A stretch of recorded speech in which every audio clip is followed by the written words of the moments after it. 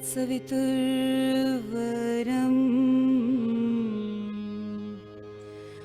रूपं ज्योतिः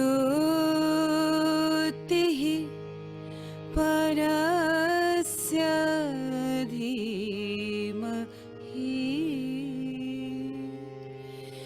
यन्नः सत्येन दीपयेत्।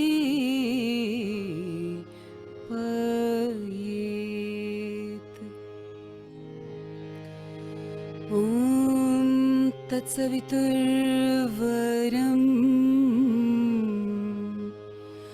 रूपं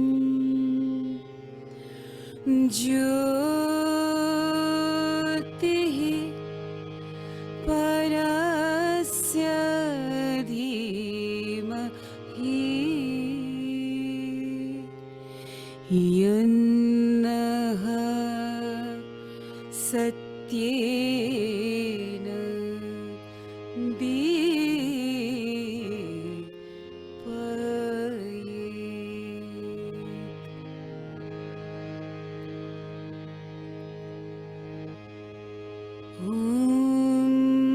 तत्सवितुर्वरं रूपं ज्योतिः परस्य धीमहि यन्नः सत्येन दीपयेत्।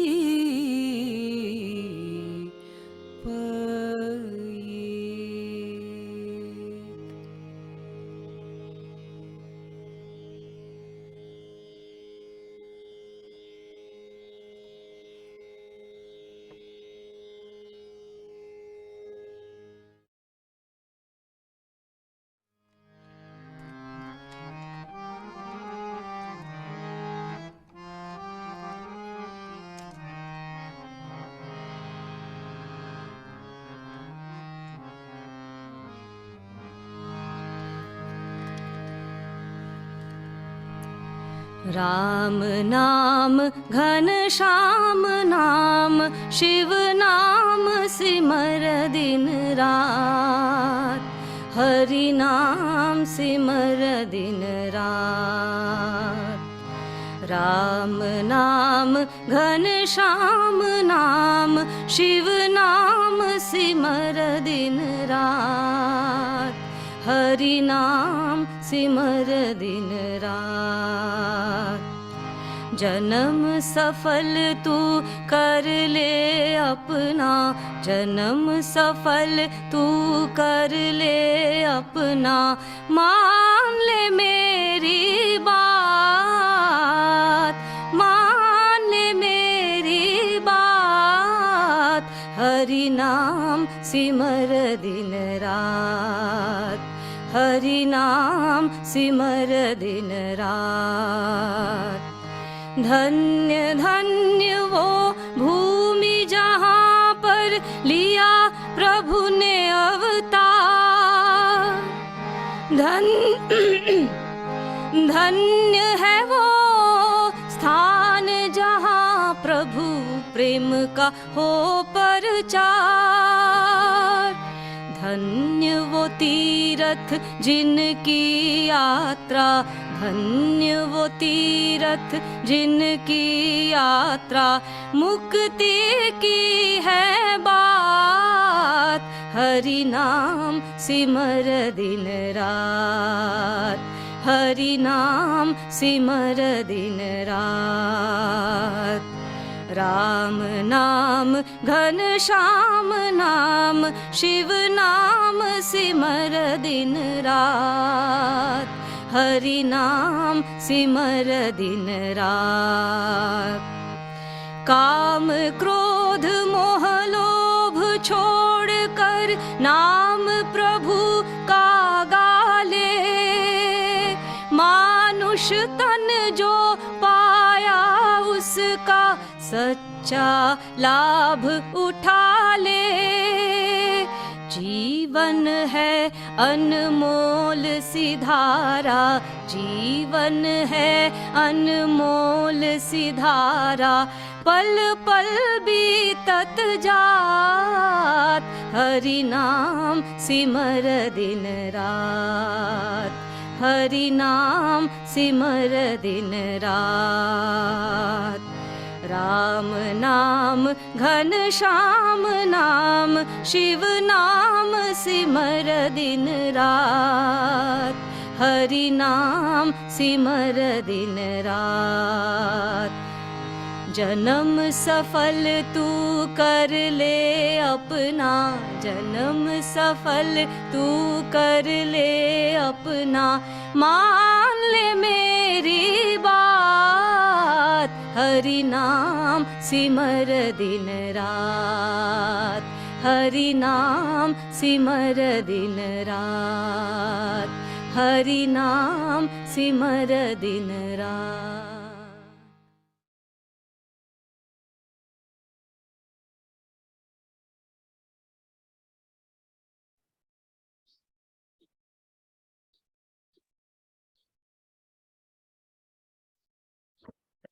Namaste everyone. Welcome to the fourth module in the ongoing YES series. Thank you all for joining, and it's so good to see most of the old participants and some new. And I hope you have a good time in the module and you all learn together. I'll pass on to Sir and he will take you forward in the module. Welcome once again. Thank you, Aditi. And a warm good morning to all of you from freezing Delhi, and the love and blessings of the Mother and Sri Aurobindo to all of you from Sri Aurobindo Ashram Delhi branch. This melodious song, Hari Naam Simar Din Raat, is about the constant remembrance of the name of the divine, which in turn is expected to translate into a constant awareness of the presence of the divine, which in turn is expected to influence our outer life. Today, when we are starting exactly a year after we started YES.01, is the 12th of January. And reason why we selected this day to start last year, and again we've selected the same date this year, as you know, is because this is an auspicious day. It's the day on which Swami Vivekananda was born. Swami Vivekananda's birthday is also celebrated as the National Youth Day. But before I go further, let's get introduced to one another. Most of us know one another, but as Aditi said, there are a few new participants. My name is Ramesh Bijlani, and my throat is not in a very good shape, having been battered and bruised by the winter, severe winter. With me is Aditi, and I'll not say much about her because she easily gets embarrassed by anything nice said about her. You have got some idea of her from the previous courses as well as the correspondence which she has had with all of you. She describes herself as a psychologist by qualification, but an explorer by passion. Explorer of what? Explorer of life and its meaning. And she looks at it in the light of the teachings of Sri Aurobindo and the Mother. They have been her inspiration for the last several years.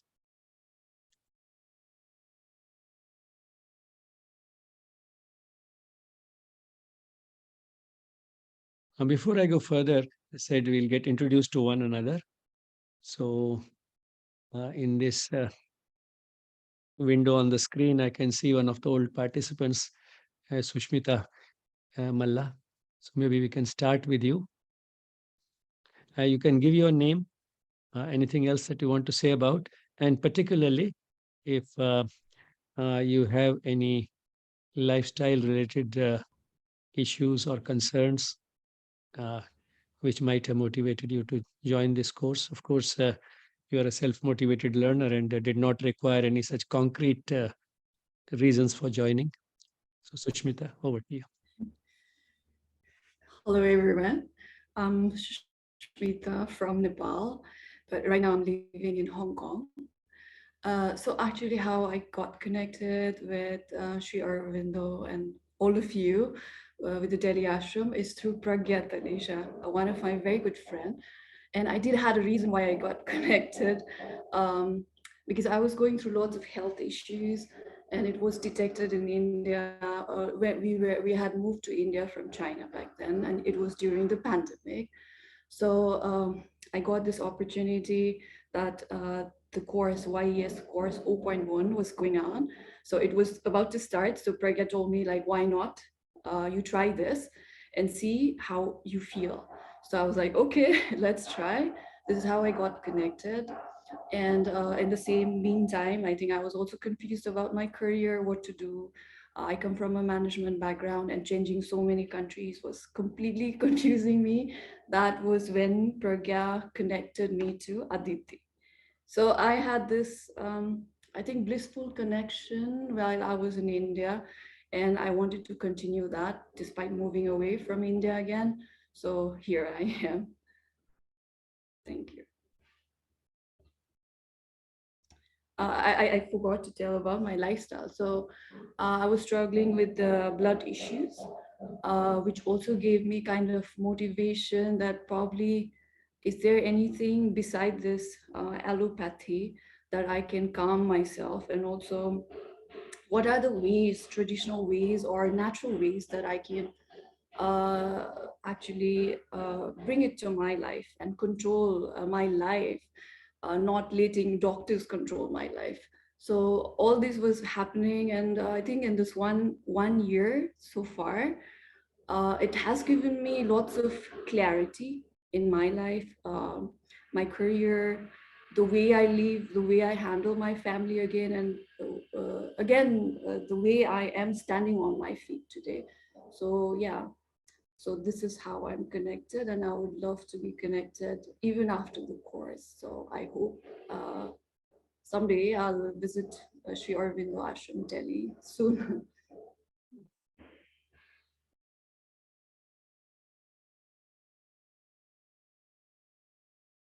Aditi, you may continue inviting. I think it's easier if the person who shares can just nominate the other person so we can have a very brief introduction of all and we can move forward. Okay, then I would like to know, I've seen Manju ji after, or I can call her the, after like since the beginning of the course, I would love to know what she does, and yeah. Good morning, everyone. It's very nice to come at this platform. It's really a life-changing program for me. Myself is a medical professional, and I was also like Abhilasha was suffering from some lifestyle disease related problems. So I contacted Dr. Surendra Kochar, and she has only directed me to Dr. Ramesh Bijlani and his course thing. And when I first heard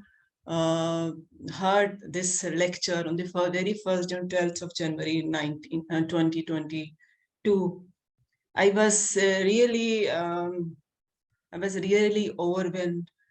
If one person will attend this program, I will be the one who will do this program. I was so sure that this program is made up for me, and I am really got so much from this program in every aspect of my life. I basically wanted to broaden my horizons, and it has worked very well for me. Thanks so much, Aditi, and thanks so much, sir and team. Thank you so much.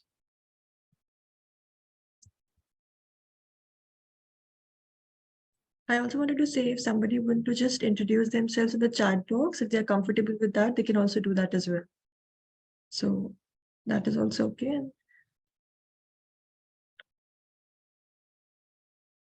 Hi, Aditi. We can go next. This is Mamta Rajnayak and my husband Samat Rajnayak. We both joined the course from the beginning, YES.01 and 2 and 3, and now excited for 4 as well. I majorly joined because I am a corporate executive, and uh, it's always like, working hours are very tiring. It takes a lot of toll on health. So just wanted to learn a little bit about my body, about yoga, so that I'm able to uh, control my thoughts, emotions, and I'm able to really take care of my well-being myself. Over to you. So pretty much on the same lines, I mean, that's been the objective of joining the course. And I mean, we were part of YES 0.1, 0.2. In 0.3, we kind of became a bit irregular because of the kind of schedules that we have. So one of our resolves is to be very regular in 0.4. Let's see how it pans out. So I think that was one thing. And in terms of lifestyle things, I mean, for me, the priority would be to drop a few kilos. So that's where I'm looking at and trying to do something about that. And yeah, and we also make it a point whenever there is any weekend program in for yoga. I mean, that's been quite some time now. We do come to the ashram for that. And having me associated with the ashram, Bandhas International School, I've studied from there. So the association goes back to the 80s. So yeah, that's pretty much about both of us. Thank you. Maybe I'll nominate Abhaji.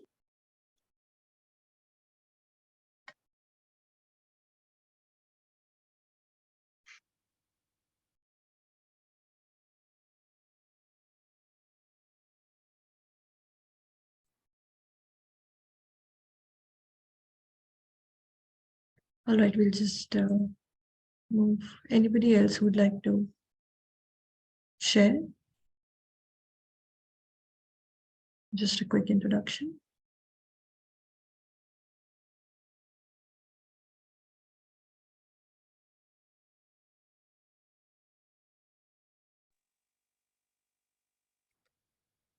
Hello. Yes. Hello, Dr. Vizlani, Aditi ji, and all the members who participated in this program. I am Arun Jindal. I am from Rajasthan. It's basically Hindi heartland in India. And yeah, I participated in YES1 batch, and I learned many things, and I'm also here to learn for how I can achieve my targets and my life and my luck. So I'm here. Thank you.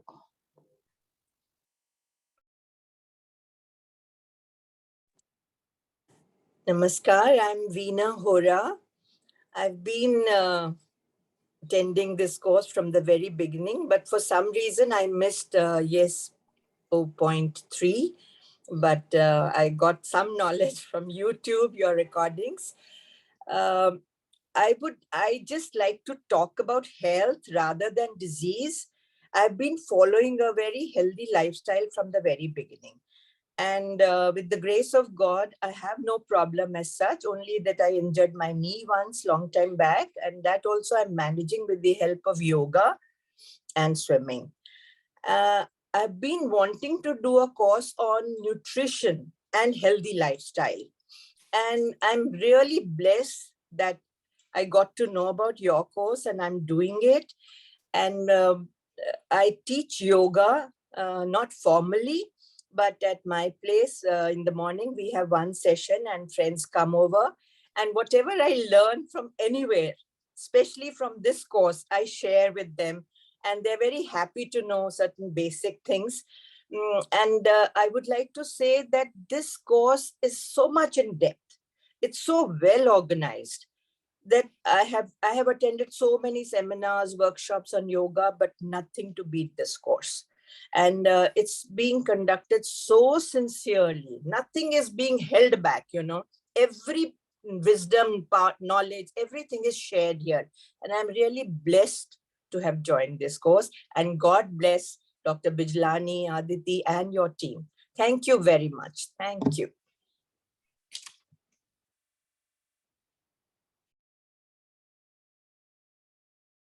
Thank you, Vinaji.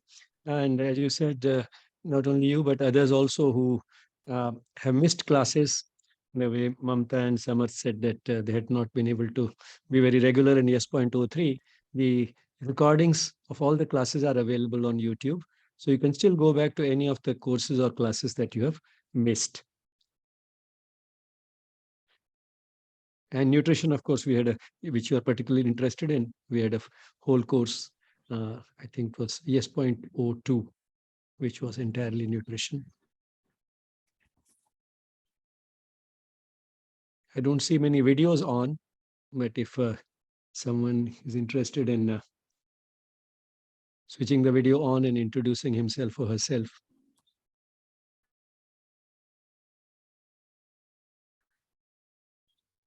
Srividya, who has been one of the regulars, has already introduced herself on the chat.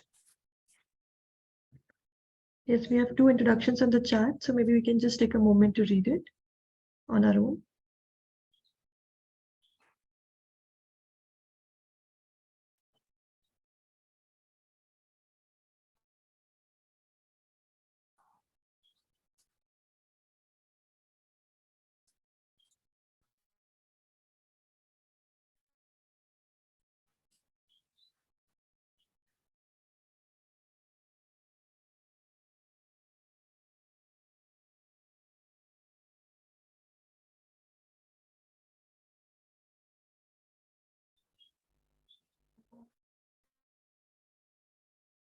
All right, then maybe we can just go ahead and maybe you can introduce the course now and come back and see if anybody still feels inspired to share.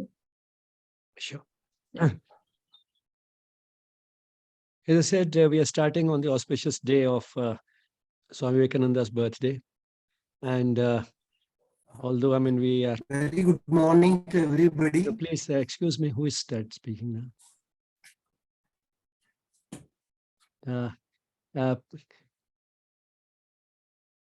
Please excuse me if someone wants to say something, as Aditi said. Now we can do it at the end of the session. Okay.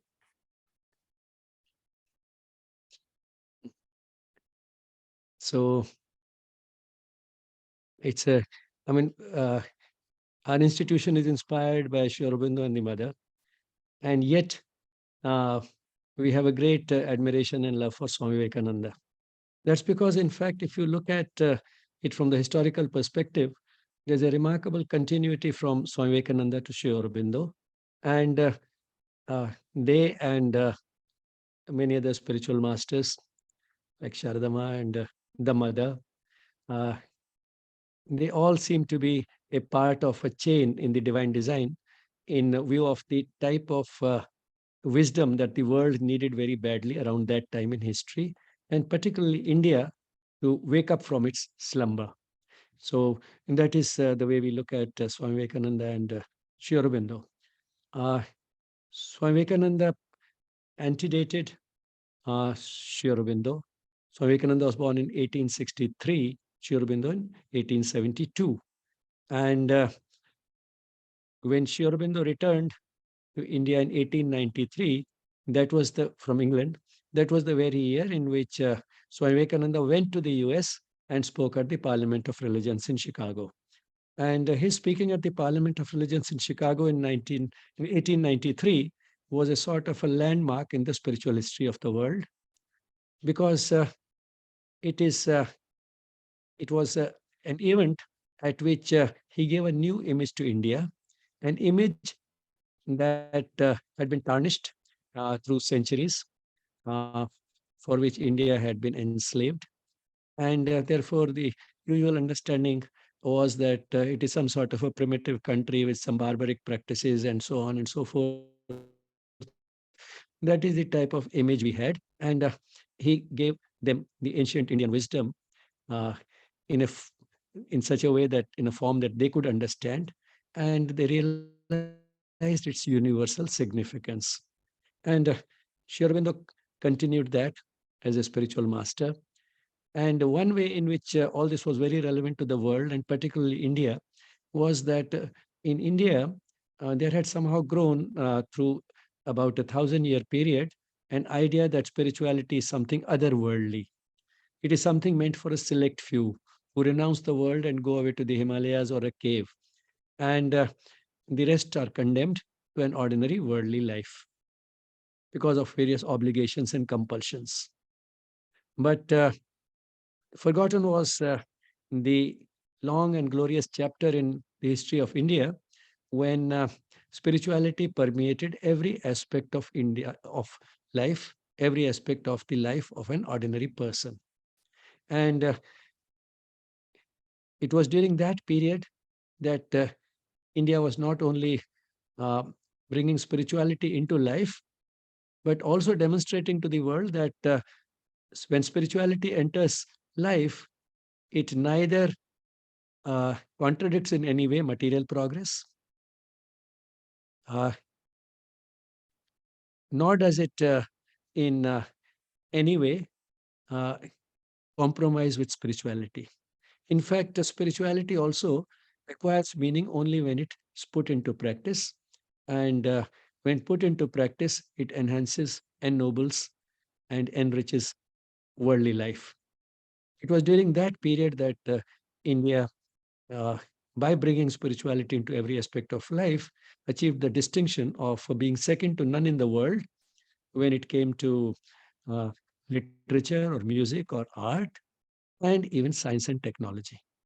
So the uh, various sort of ordinary parameters of progress which we commonly look at, India was second to none in any of those, uh, and perhaps not in spite of it, perhaps because of bringing spirituality into every aspect of life. Now, this is something which Swami Vivekananda emphasized and Sri Aurobindo emphasized.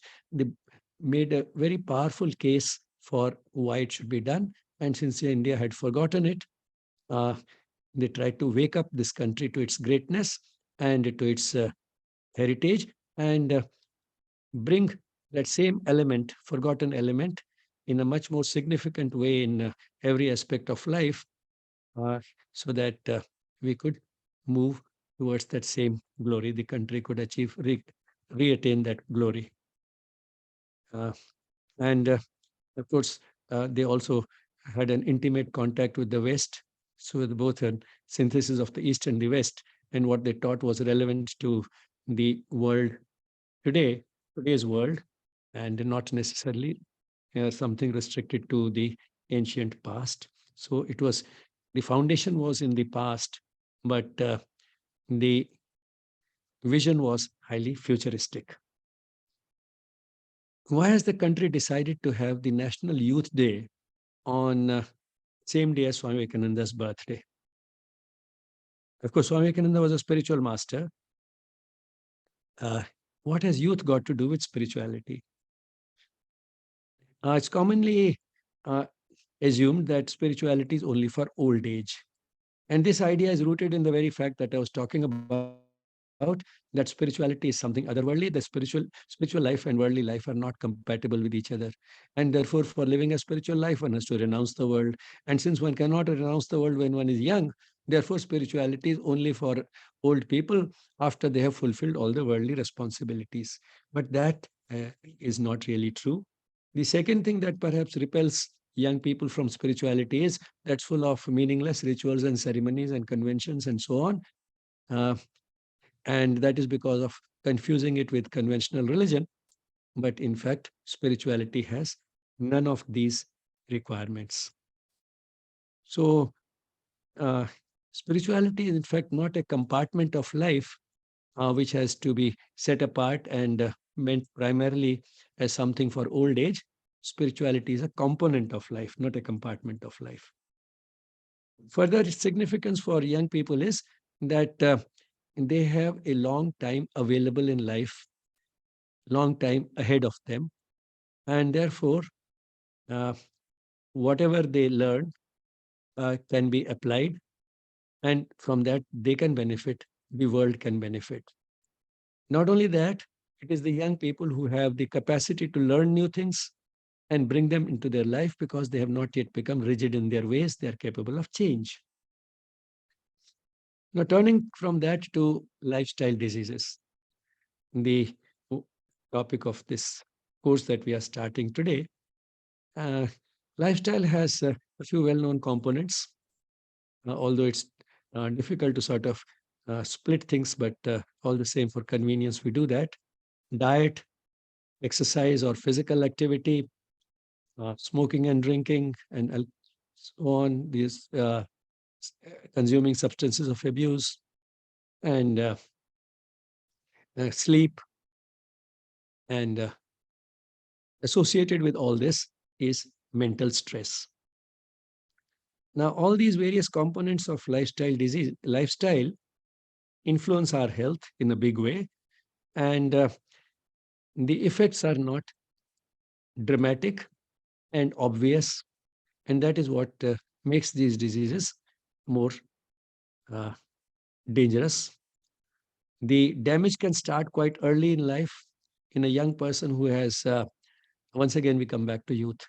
A young person who is not following a healthy lifestyle, in that person, the process of the damage that will eventually lead to lifestyle diseases has already begun.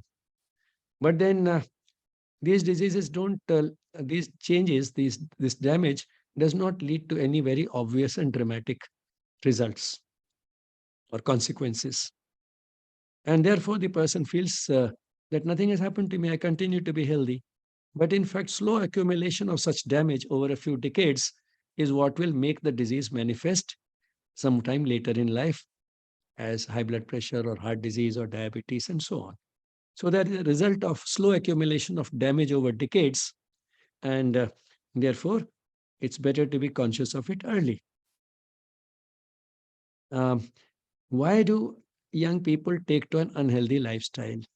They take to it because an unhealthy lifestyle can be very tempting. It is, it gives more sensory pleasure than a healthy lifestyle. Secondly, there's peer pressure. Others are doing it, so why not me?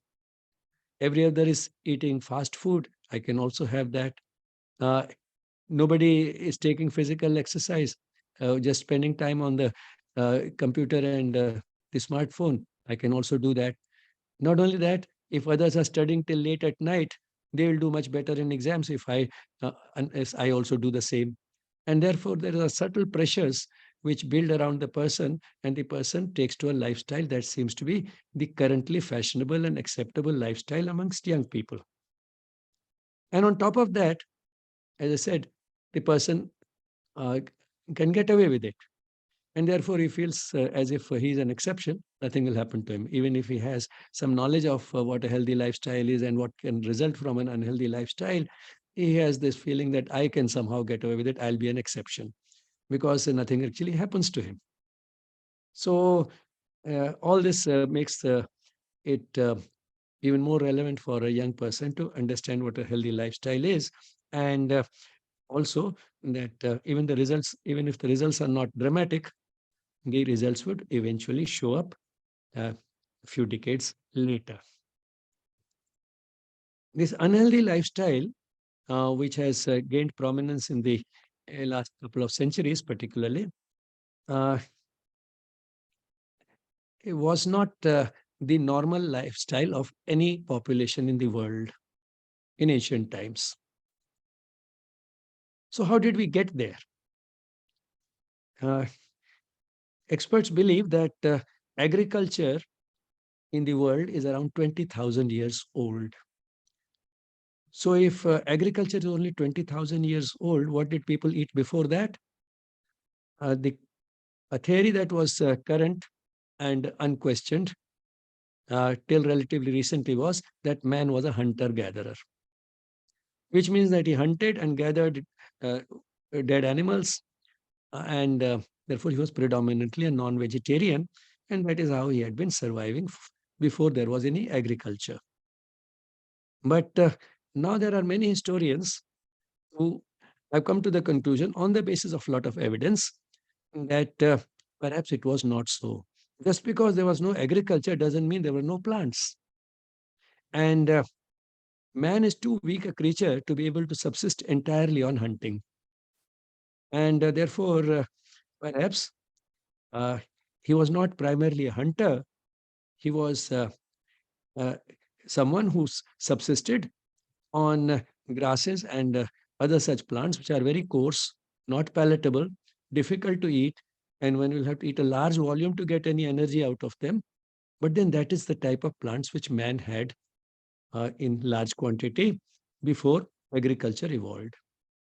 So having a selective set of plants which were growing deliberately as food, which is what we call agriculture, gave us grains which were rich in starch and fruits which were succulent and pulp, full of pulp, which has a lot of, apart from the nutrients, macronutrients, all the micronutrients, vitamins and minerals, and so on.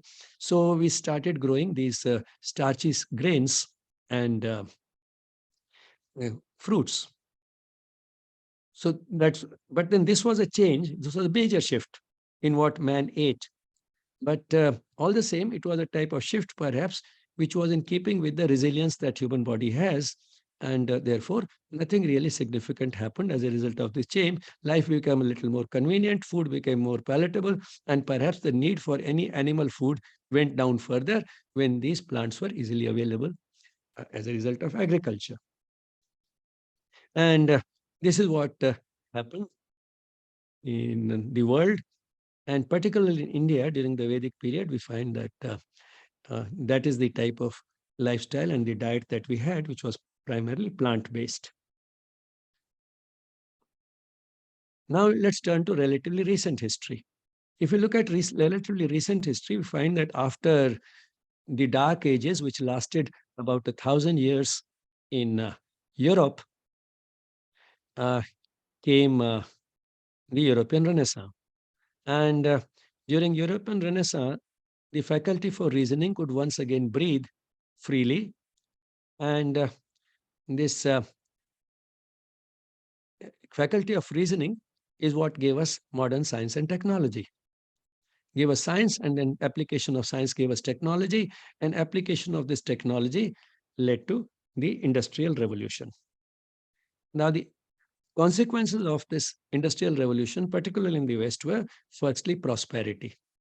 It generated wealth directly, as well as because the Industrial Revolution made it easy for the Western powers to colonize many other countries, and they could then divert the resources in such a way that they got them from the colonies and enriched themselves. So it was so prosperity was one of the consequences.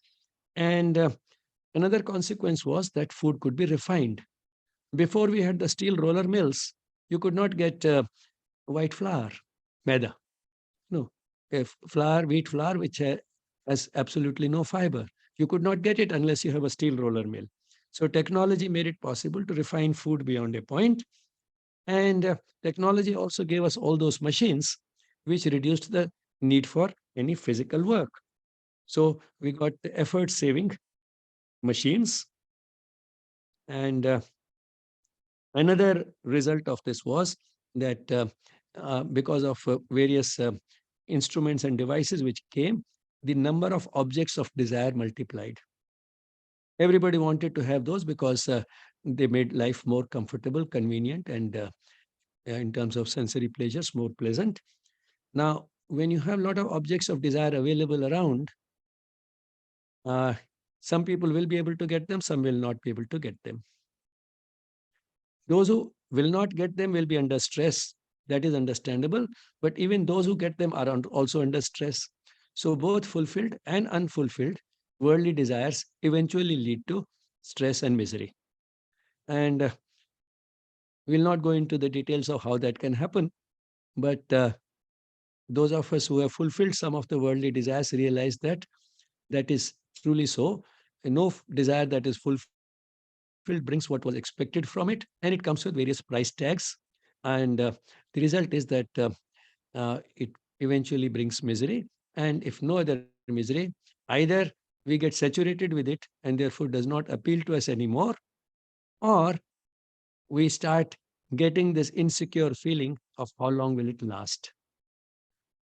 And the result is, in either case, stress once more. But let's look at those who could not satisfy their desires and therefore were under stress. They tried to work harder to get more money, and in the process sacrificed sleep, and therefore again entered another important aspect of unhealthy lifestyle: inadequate sleep.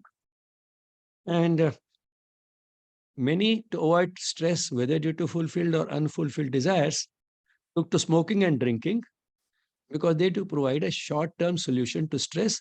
Stress doesn't go, the situation does not change, but one can sort of feel for a moment that now I'm feeling better, the stress is gone.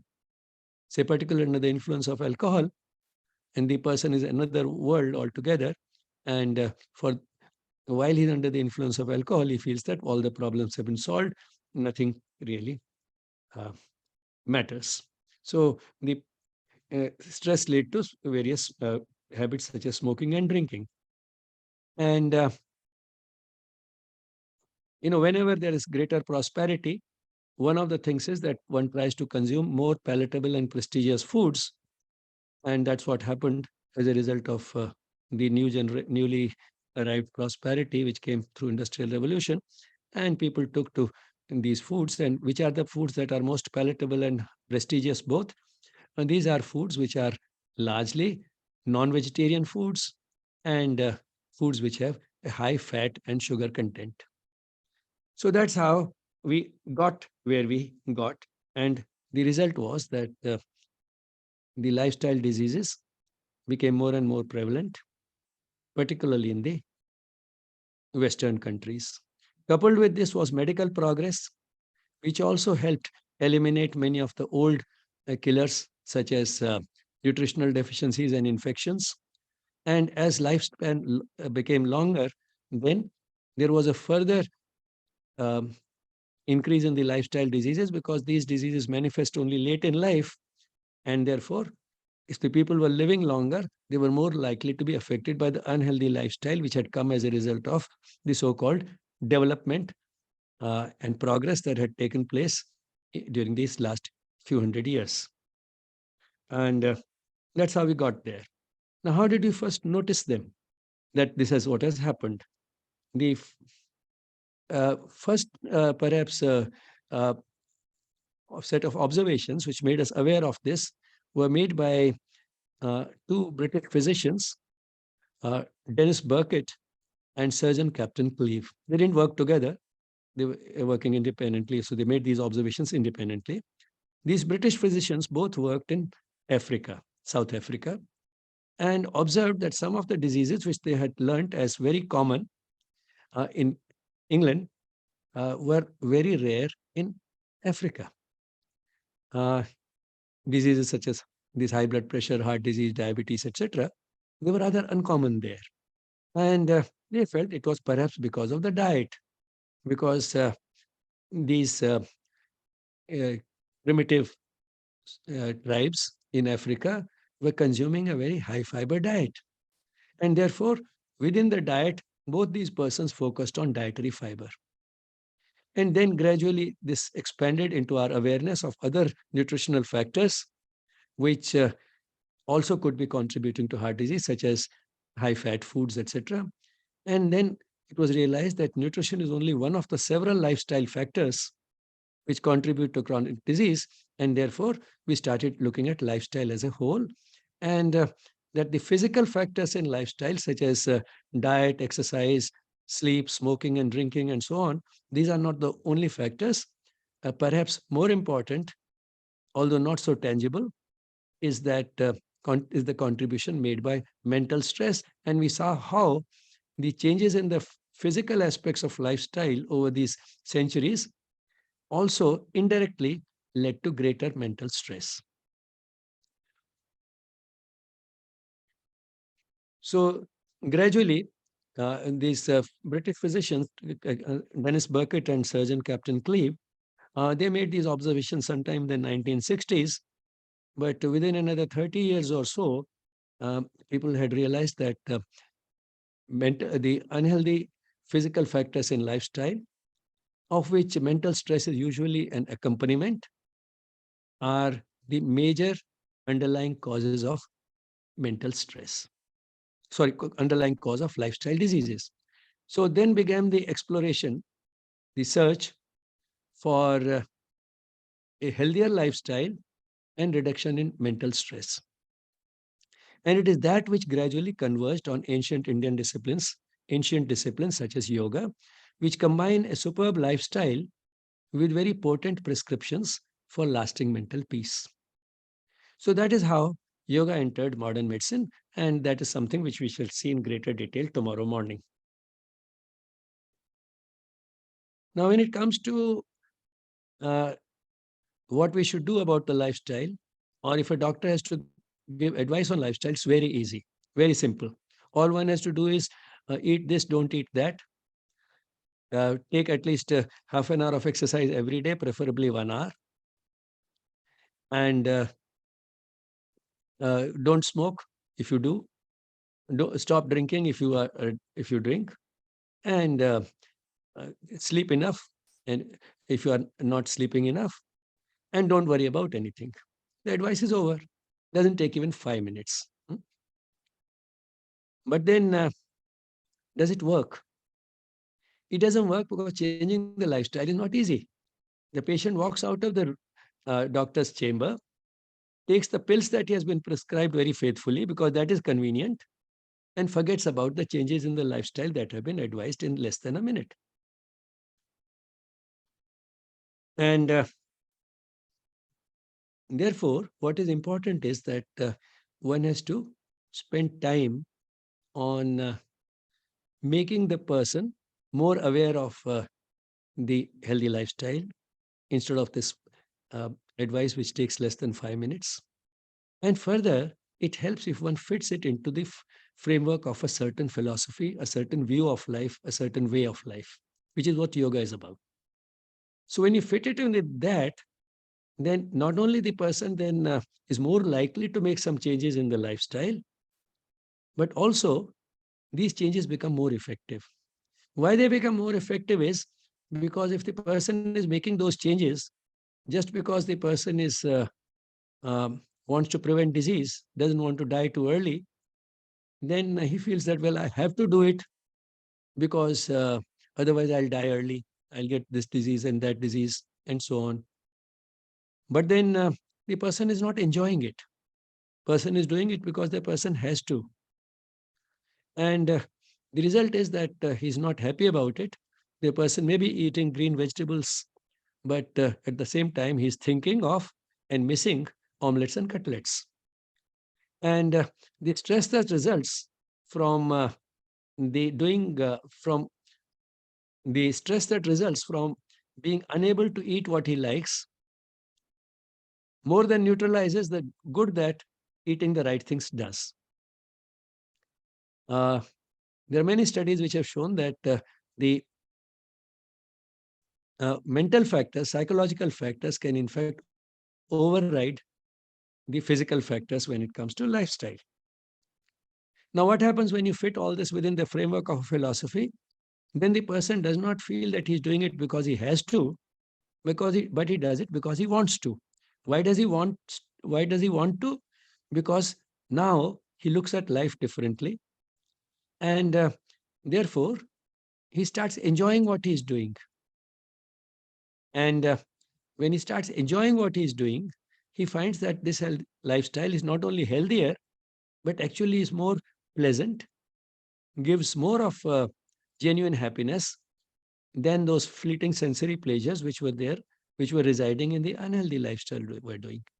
So the person now wants to do it rather than has to do it, and that makes all the difference when it comes to the efficacy of changes in the physical factors in lifestyle. And therefore, that's how this person is able to make these changes in the lifestyle, which a person who just got that 2-minute advice from the doctor cannot easily do. He just sticks to the pills that have been prescribed or forgets about all the other advice very soon. Now, that doesn't mean that yoga is a system of medicine. Yoga is a system that was designed primarily for spiritual growth. But then health happens to be a fringe benefit, a side effect of this healthy lifestyle. For example, suppose you travel on a hot day in an air-conditioned car. It's a pleasant journey because you don't feel the heat. But that's not what the car was designed for. That's only a side effect. That's only a fringe benefit by getting into an air-conditioned car. The car was designed primarily to go from one place to another. In the same way, yoga was also designed to go from one place to another, from the place where we are towards where we should be going to fulfill the purpose of life. But then as a fringe benefit, we also get better health. And therefore, any system of medicine can take some elements of yoga and utilize them for preventing disease as well as managing these lifestyle diseases. Modern medicine has been doing so for the last, one can say, 60, 70 years now. Ayurveda did it thousands of years ago. So in fact, you find that various elements of yoga are an integral part of Ayurveda.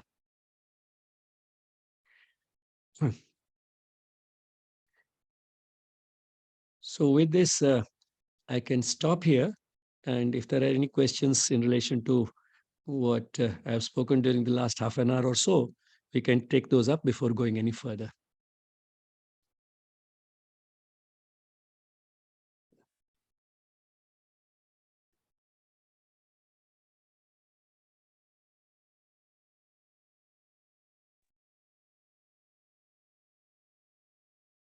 Good morning, Dr. Bijlani.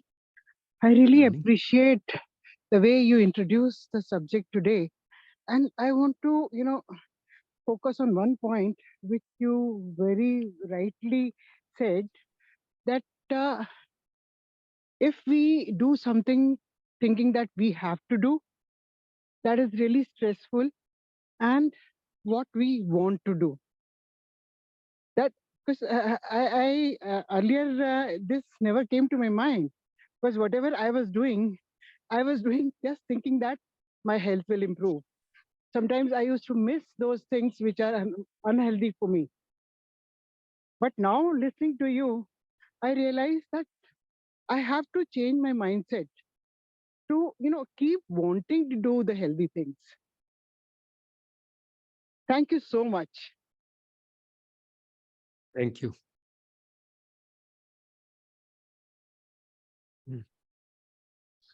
In the same context, we have another question. How do we know the difference between wanting and just doing? And the difference is whether you're enjoying it or you are doing it as a burden that has to be carried for the sake of staying healthy. If you're enjoying it, you want to do it. Can I add to it, Dr. Bijlani? Because I just give you an example of anger. Because I practice Buddhism, so my leaders told me the difference between controlling anger and not getting angry. Because they told me that anger, because having anger leads to so many problems. So I told them that okay, I'll control my anger. Whenever I'm angry, I'll try to do something. They said, no, you don't even have to get angry, because you have to train your mind not to feel bad about certain things which make you angry. This is what I feel for this also, for wanting. Exactly. Isn't it? It applies to anger, it applies to desires in general, it applies to the healthy lifestyle.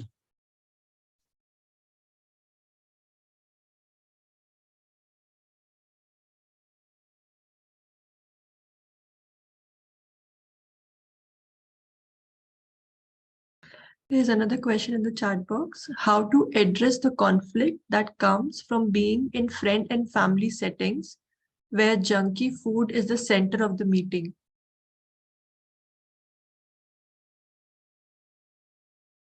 Well, the simplest answer would be that one can still select out of what is available. And if what is available is all unhealthy, then procure something healthy. But then here one has to also see that there are many generations residing together. And on one hand, the younger generation will tend to eat whatever those who are uh, responsible for stocking the food in the house are doing. And therefore, those who generally go for shopping for food, they are the ones who have a certain responsibility to make sure that, as far as possible, unhealthy food is not around. But then one also has to concede that if some of the palatable food will not be available in the house, then the younger people will have a tendency to eat more outside or get food from outside. And therefore, one has to, on one hand, uh, try and also make the healthy food more palatable, which is possible, because all um, healthy food is not necessarily unpalatable.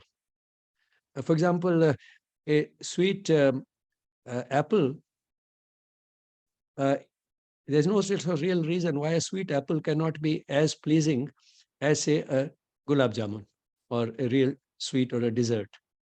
So it's just a way of thinking. So there can be healthy food which is palatable. And that is what one has to learn to appreciate as a family. And secondly, add to the uh, food other factors, psychological factors and other things, and that the family trying to eat together at least one meal a day, starting the meal with a prayer, ending the meal with a prayer, uh, eating in a peaceful atmosphere. These are some of the things which also help in, because they are a part of that, they are rooted to the yogic philosophy. And these are some of the things which uh, make it possible to enjoy food which is both healthy and palatable. In traditional language, we call it shreyas and prayas. Shreyas is what really truly is good, and prayas is what feels good. Now, there seems to be a conflict between the two, but then in one way of looking at yogic discipline is that you can make what is shreyas also prayas. That is, what is truly good can also become very pleasant, because then you don't really care for what normally is considered prayas or pleasant. And the Mediterranean diets, which particularly olive oil, which is a part of the Mediterranean diets, which is one of the fads, which has been one of the fads for several decades now. We forget that the Mediterranean diet has not only olive oil and some of the other things which we may consider healthy, but Mediterranean culture is also such that they tend to eat together in a peaceful atmosphere. That's also a part of that culture. So one has to look at that culture as a whole rather than take one isolated thing like olive oil.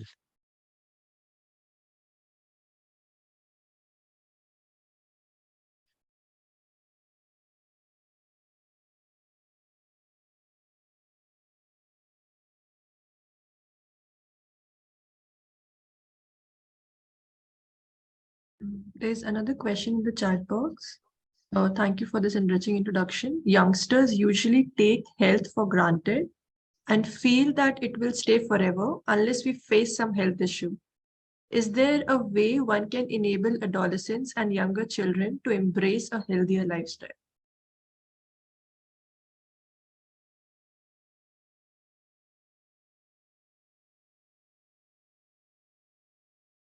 Well, there's no simple answer to it. One way in which it cannot be done is by sermonizing. That is just telling this is right, this is wrong, do this and don't do that. Um, that is what generally does not work. But if there is a sound sort of education, not directed at do's and don'ts, since early childhood in schools as well as at home, and that will build the foundation for it. And um, young people are more likely to be convinced by rationality and evidence. So trying to base and give the type of knowledge which fits within that framework. And now there are plenty of studies available on the efficacy of healthy lifestyle and even of the relationship between the lifestyle becoming healthy and the disease manifesting later. There are documented studies. One of the studies which many young people would appreciate is in that, there are studies done in a few universities where they were studied when they were young people in their 20s while they were studying in the university. And questionnaires were given to assess just their psychological status. And then these people were followed up 30 years later. And they are very laborious studies because difficult to find the same people. And perhaps these studies did not find all the same people 30 years later. But even a small fraction that they found was enough to give valuable data. So what they found was that when you study these people 50 years later, you find that those who were under stress, psychologically not well adjusted in their 20s, continue to be so even when they are in their 50s. Those who were happier in their 20s also continue to be happier in their 50s. This again tells us one thing, that over these 30 years, life would have leveled everybody, so that and they would have, all of them would have seen some ups and downs. But if in spite of that, the way they were psychological in their 20s, they continue to be even in their 50s, means that stress depends more on how the individual copes with the stress, how the individual looks at a stressful situation rather than the situation itself. Now, secondly, what is more relevant is that in their 20s, I'm sure hardly any of them had any lifestyle disease. But when they studied these individuals 30 years later, they found that those who were happier individuals, they had about a 50% chance of having at least one midlife disease, such as heart disease or diabetes or cancer. But amongst those who were unhappy, those who were psychologically not well adjusted, there was an almost 100% probability of having at least one such disease. Now, the difference is 50% versus 100%. The risk becomes double, and just related to psychological factors. So firstly, psychological factors are important. How about those who are happy and still they had a 50% chance of having one of these diseases? That may be related to two things primarily. One is the physical factors in lifestyle, and secondly, the genetic factors. So heredity does contribute, but it's physical factors which we call modifiable factors, which one can change. And then one can change them more effectively if one fits them into a philosophy. Not only one can change them more easily, but the change also becomes more effective because then the person wants to do it rather than has to do it. So this type of studies, I think, should be more convincing. That, well, doesn't mean that if I have nothing now, I can get away with it. I have to wait for the disease to manifest, because these are not diseases which will manifest immediately. They are not acute diseases like the common cold or diarrhea. These are diseases which will keep growing gradually, and the earliest signs may be seen at a microscopic level as early as the age of 5 years. Fatty streaks in arteries can be seen at 5 years of age, which are the progenitors of the beginning of the process of atherosclerosis, or the blockage of arteries. So fatty streaks can be seen as early as 5 years, at the age of 5 years. So it's the slow accumulation of damage over decades that eventually makes the disease manifest.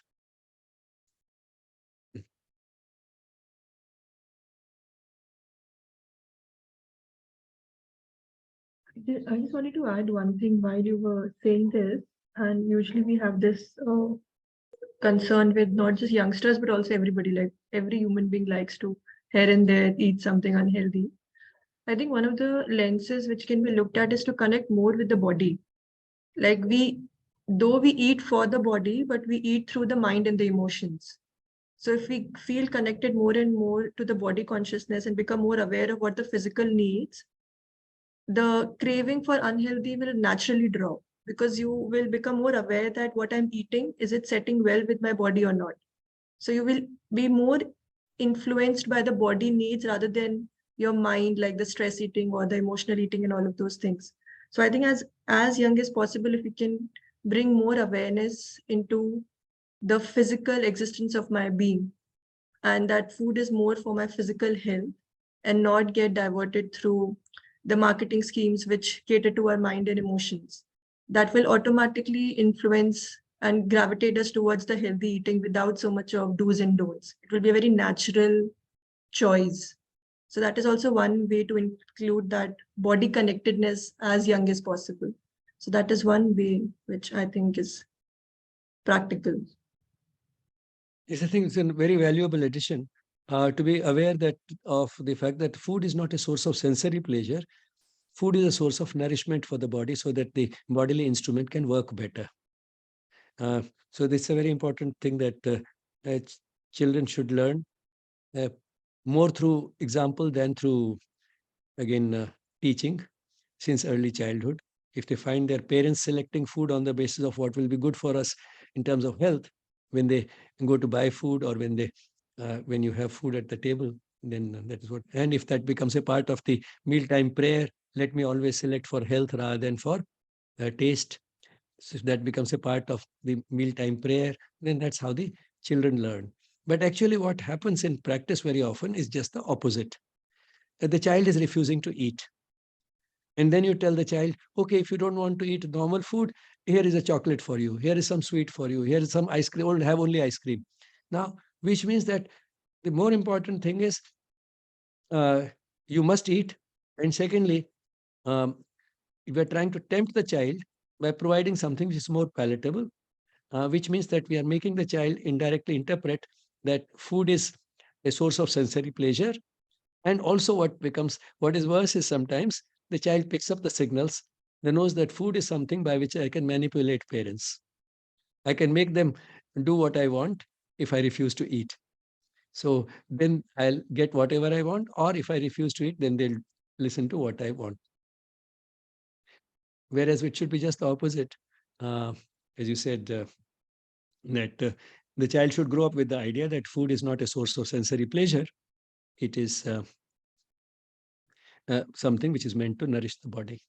Thank you, Aditi.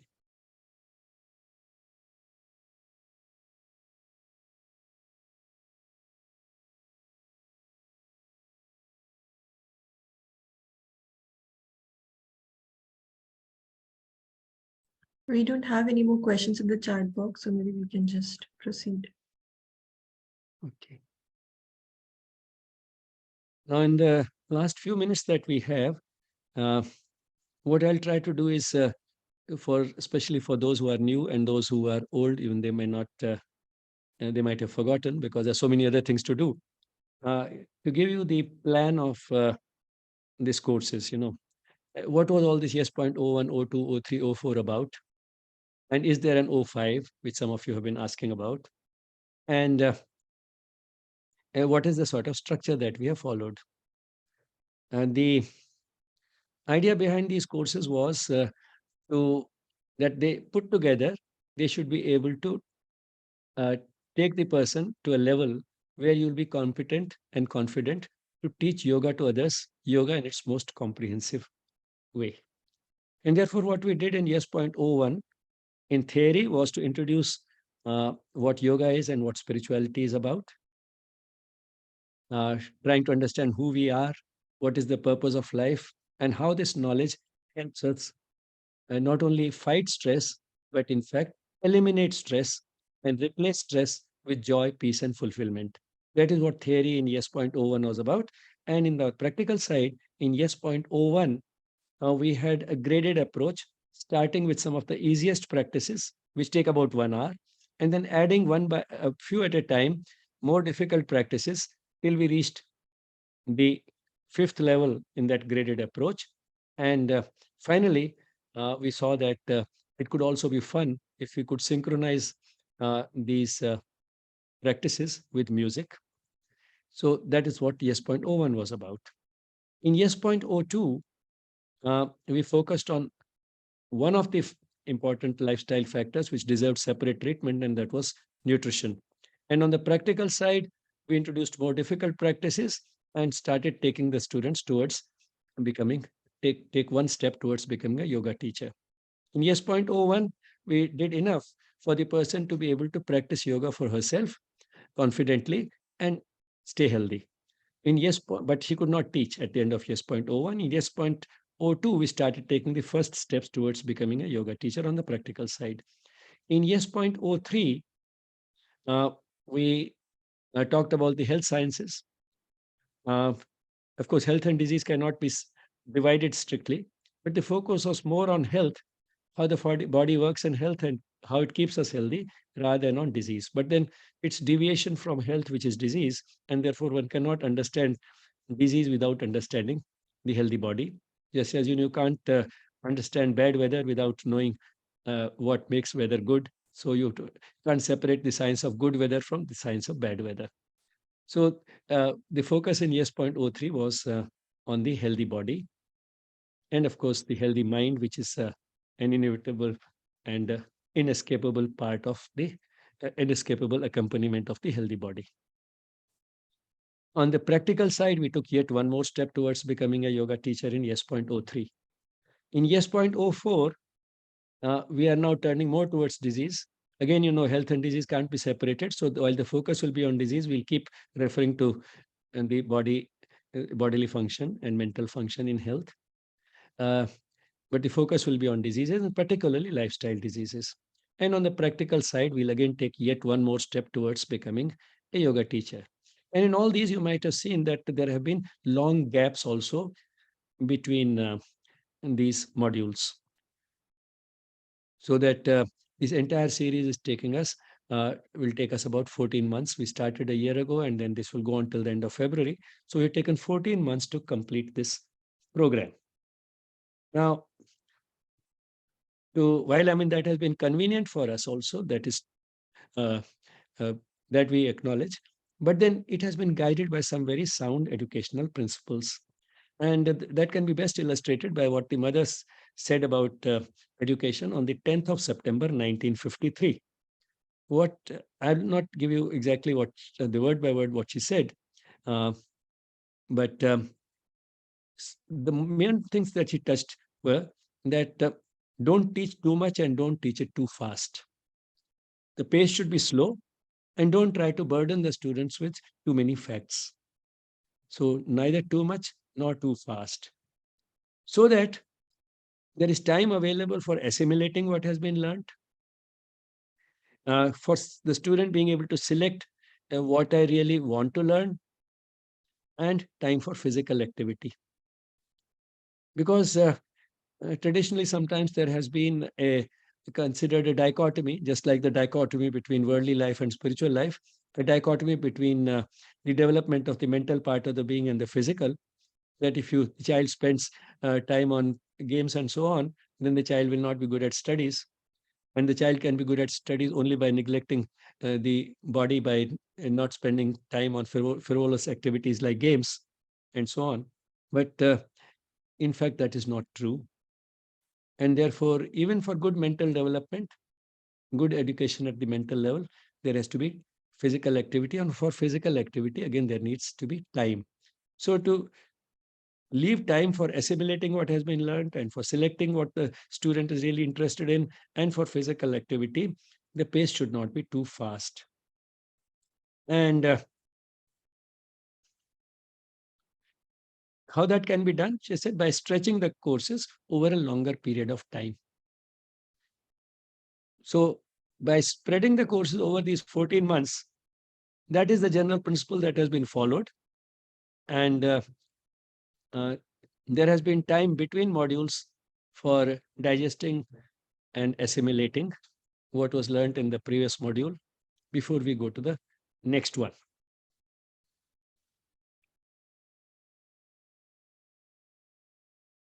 So again, if there are any questions related to the plan behind the courses, you're most welcome to ask.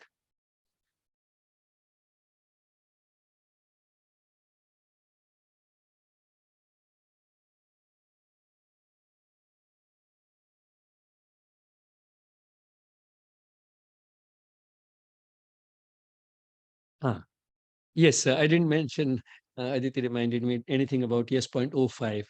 YES.05 will be a course which will be physical, not online.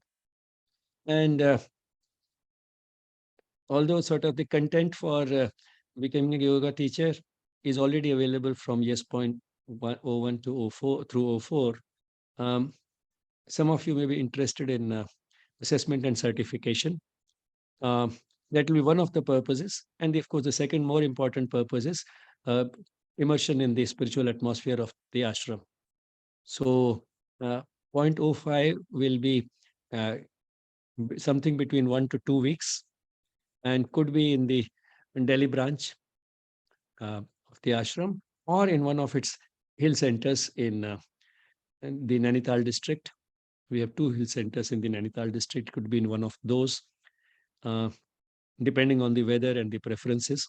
So what we'll do is, so during that, there will be a bit of teaching, but also a brief assessment, which will assess as well as teach still more.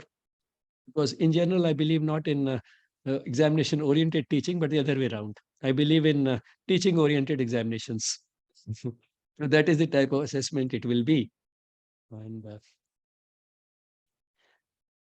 then certification. The certificates are not accredited by any recognized body. But all the same, the certificate that you've done the course will be there. And for that, we will not go into how many of you, which person did which course earlier and how many classes you attended, etc., because there's no such record. It's an entirely student-driven, student-centered program. So it will be assumed that either you attended or studied the material on YouTube and feel confident to take the assessment. Even if you learn the material from some source other than this course, even that is fine. And so the main thing is that you should have the confidence to teach as well as apply it to in your daily life. So if you are able to do that, and you feel through the assessment that you can do it, then the certificate will also be given. But in any case, it should be an enjoyable sort of a camp for you, a 1 or 2 week camp in Delhi or in the hills. And 0.05 will not be completely free because there will be costs involved in board and lodging and so on. And of course, conducting the program.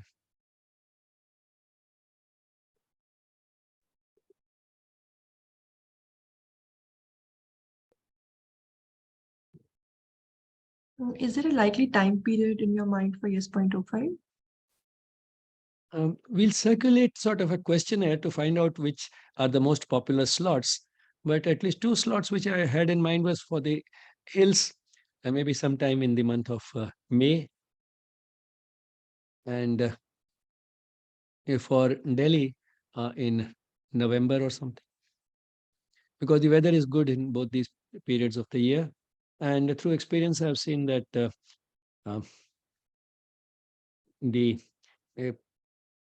those who are in that is the time when at least Indians like to go to the hills in May.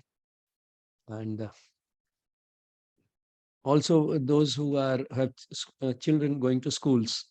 For them, October, that period from September to December is better than from January to April. But that is the time when they focus more on the children and their exams from January to April. So these were 2 sort of slots I had in mind, but then we'll circulate a questionnaire to see which are the most popular slots and what is the preferred duration. 1 week, 10 days, 2 weeks.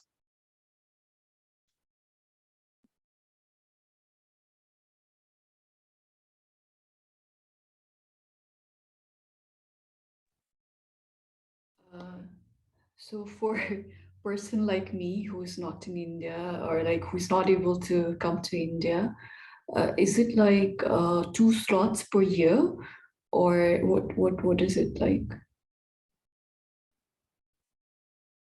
Because I think like our holiday begins here in June, mid of June. In November, there's no holiday at all. So if I would like to do 0.5, I'd like to know if I'm not able to do 2023, then what's the possibility in 2024? And that's why we'll circulate the questionnaire. For example, if like you, many others may also say that May doesn't suit, but June might suit. So then instead of having it in May, we can have it in June. Perfect. Thank you. And